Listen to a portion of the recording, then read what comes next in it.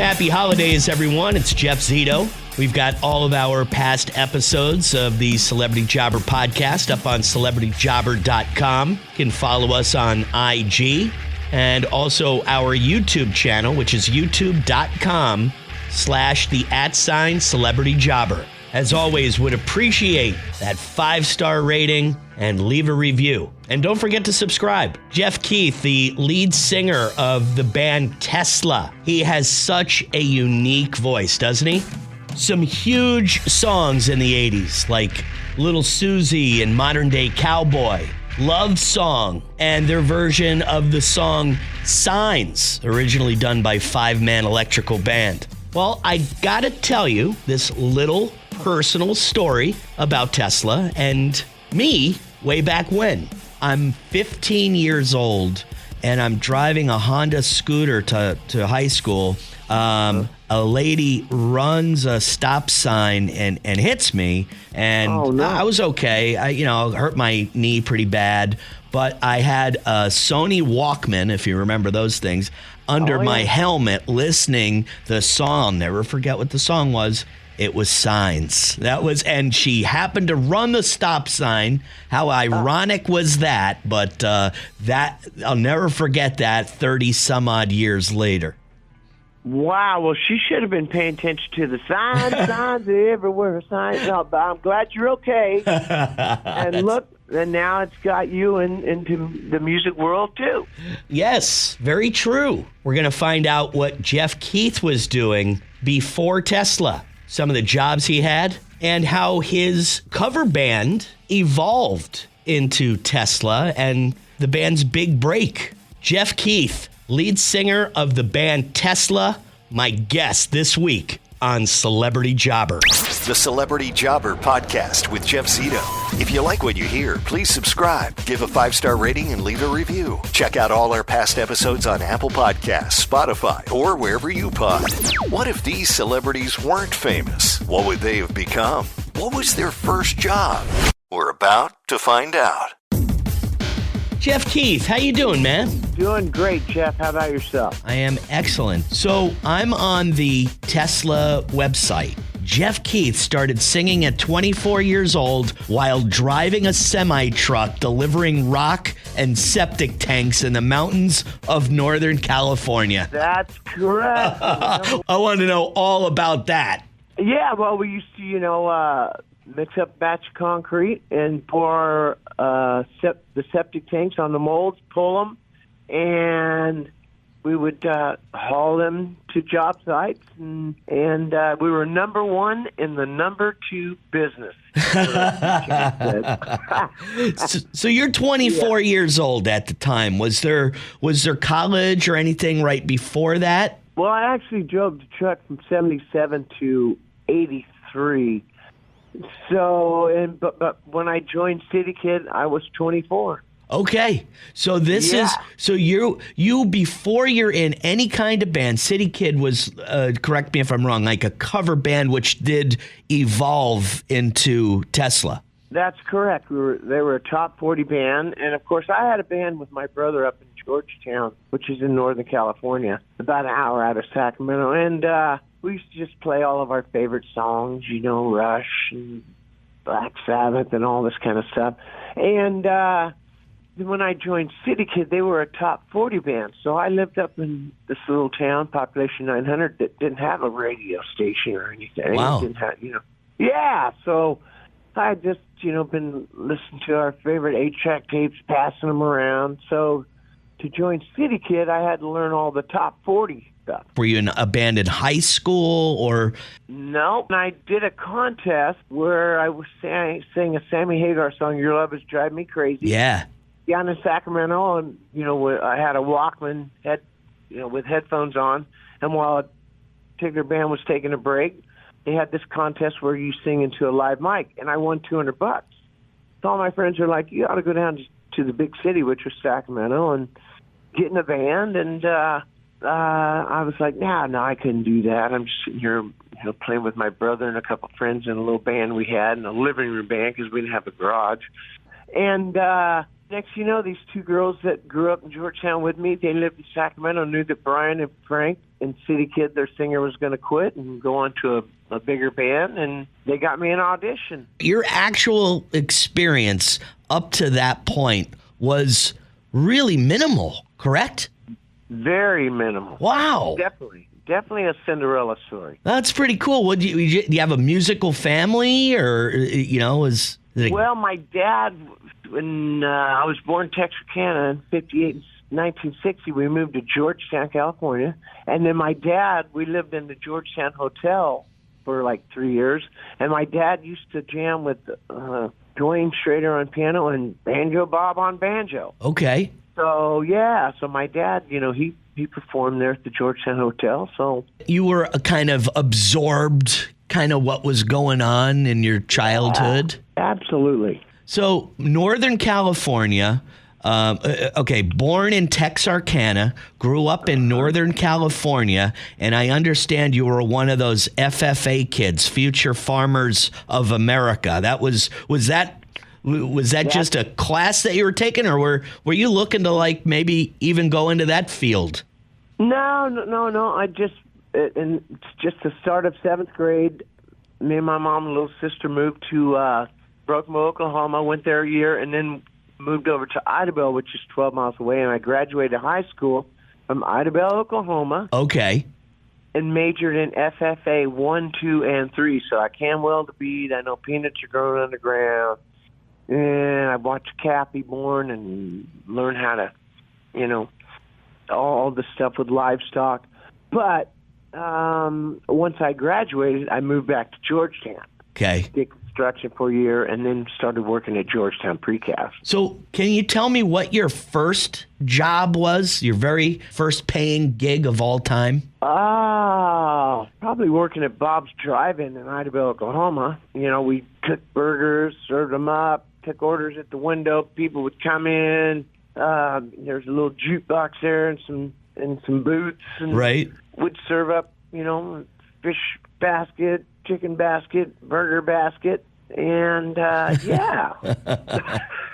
Oh man, you've probably figured really, really quick. You're like, I don't want to be doing this for not a whole lot of girls coming into to my life doing this. So I think you found the right career path, right? You know what? Hey, man, I wasn't thinking about that kind of stuff. I was just thinking about, hey, how helpful it was to make $1 an hour. $1 an hour. Wow. Yeah. Oh, man. So in the early 70s, Right. So you're in this cover band, City Kid, which eventually turns into what is now Tesla. So what were you putting in some of your original songs in every so often, or? We did that quite a few times. And then we got Dave Dittman, who owned the Oasis Ballroom, which was a club down in Sacramento, and he would allow us to play our songs. Okay. It finally got to a point once we were going down to L.A. showcasing a few times where he did allow us to do like a couple shows where it was just all of our own songs. And people came, and it turned out well. And then next you know, Tom Zito and Teresa Ensenat, they signed us and found us and signed us, and we got signed in 85 while we were doing a demo down in Cherokee Studios in L.A., and Tom Zito had just moved over from Elektra, I think it was, to Geffen Records that was just starting up, and we were his first band that he signed at Geffen. And like I said, they signed us in 85 and said we weren't ready to make a record yet, and so we worked on songwriting, and by the end of 86 we had our first record out. What do you consider like the moment, the big break? Like, was there a particular moment where everything changed for you and Tesla, whether it was, a popular song, whether it was a big show, your A&R guy, like you're just mentioning, signing you? Was there maybe a series of events or a single event that like really you guys were like, wow, I think we're, this is going to change our lives forever? Well, actually, we were very fortunate because we had, like I said, Tom Zito, Teresa Ensenat, that believing in us, got us signed to Geffen Records. We had Q Prime as our management. Oh, yeah. Who also managed, Def Leppard, Metallica. Queensryche, Yeah. Metallica. So we've always been very fortunate having really great people behind us and believing in us. And we got that lucky break and backed it up, and they taught us a lot of things like, write songs from the heart, because you may never be playing in front of an audience. Maybe only thing you might have is you're just playing in front of 3 or 4 drunk people, and you want to at least be up there on stage playing and singing from the heart. So we've always been surrounded by good quality people that taught us the right things. Yeah, that's huge when you have the right people, the right team behind you. Sure. But can you recall a specific life-altering moment? Well, after making the record, our first tour was David Lee Roth, Eat 'Em and Smile. Okay. So, that was great. And then we went out with Alice Cooper. Then we went on what we called the Rent-A-Car Tour, which took us through the Texas Jam, which was at the Cotton Bowl, 84,000 plus people. Right. Wow. On the, we opened, and then there was Poison, Whitesnake, Aerosmith, Boston. And then we got on the Def Leppard Hysteria Tour. Oh, man. 14 months of that in the round, and that was probably just where it was just like, wow. Because the stage was in the center of the arena. It was just amazing. A lot of people don't really consider, or they don't really think about the opening band. Look, you go to let's just say you go to a lot of shows, and then a lot of times there's an opening band that you're really not familiar with. And to be that opening band for a Def Leppard big, arena tour, you're not familiar with this band, and here you are, this band playing in front of, thousands and thousands of people every night across the country. I mean, that's pretty huge. You're talking about Def Leppard, you're talking about David Lee Roth, you're talking about Alice Cooper. I mean, boy, oh boy, those are some big artists to be opening up for. Absolutely. So we've really had it. Things. I mean, we've been very fortunate to have all these great people working with us and getting us these kind of gigs, and so we couldn't be luckier, guys. We're very fortunate, and we're very grateful. Are you still having fun, Jeff, like touring? I mean, the music business has changed so much from the very, very beginning. It's got to be still fun for you guys, because if it wasn't, you wouldn't be doing it. Exactly. Absolutely. We're up there having fun. We're, 5 brothers playing together on that stage and just having a blast. And that's what keeps us going. And the fans are still there, and we appreciate that. And so we're lucky guys, and we're still having fun with it for sure. What do you do when you guys aren't recording an album? You guys aren't on the road. What's fun for Jeff Keith? Oh, I love riding dirt bikes. I love my son's. He's 12 years old. Going to watch him play baseball. He's on a travel ball team. So I love just the home life, with the family, and just enjoying the good life. Just hanging out and being normal, having that normalcy. Exactly. Yeah. Which you're out there on the road working hard for, having fun, playing the music, but it gets tiring, and so it's great to be able to come home, regroup, and then go back out for another round. It's been great talking to you. I'm glad the semi-truck driving didn't work out. I know that you were just a kid when you were working at the burger joint, but it seems like you found the right thing, and you guys have been going strong for a long time. Heavy tour schedule in 2024. Starting off in Florida in the new year with a residency at the House of Blues in Las Vegas. Their tour date's up on TeslaTheBand.com. And I'm looking forward to the Hard Rock here in Tampa on January 17th. So looking forward to seeing you. Jeff Keith, thanks so much, man.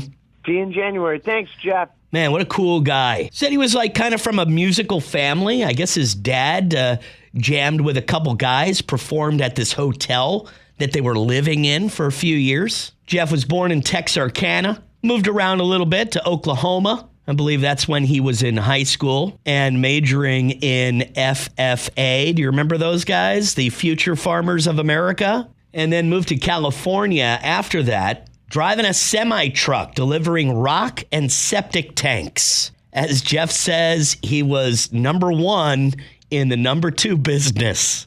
Didn't start singing until about 24 years old. Like, never in high school was he in a band. It was later in life, and he got into some contest. And, of course, got to try out in that cover band City Kid, which eventually morphed into Tesla. Very first job, though, was at that burger place, like a drive-in kind of deal. As Jeff recalls, in the 1970s, making $1 an hour. You know, I thought his big break was pretty interesting because if you go to any kind of concert, there'll be an opening band, and chances are you've never heard of that opening band. And in the mid-'80s, Tesla is opening for bands like Alice Cooper and Van Halen and Def Leppard. And imagine opening for those guys every night for a few years in front of 20, 30,000 people, even if there's only 5,000 people there to see the opening band. It's still a lot of people, and they kind of consider that their big break, being exposed to those big tours. The Def Leppard one, in particular, he mentioned. You know, back in the 80s, no internet, was all grassroots. And again, mentioning his management, some of the people that were working with Tesla. He had the right team of people who really got them the right gigs and teed it up for Tesla to become successful. Jeff Keith from Tesla, pretty cool dude, and looking forward to seeing the guys on tour in 2024. Hey, if you like this podcast, please subscribe. Appreciate a 5-star rating. Leave a review. Past episodes are on celebrityjobber.com. You can follow us on IG, Celebrity Jobber Podcast, and our YouTube channel, which is youtube.com/@CelebrityJobber. Before Tesla, he was driving semi-trucks full of septic tanks. That was probably not going to be Jeff Keith's career. And what a shitty career that would have been, huh? Hope you have a safe and happy new year. Thanks for listening to the Celebrity Jobber Podcast. Until next week, I'm Jeff Zito.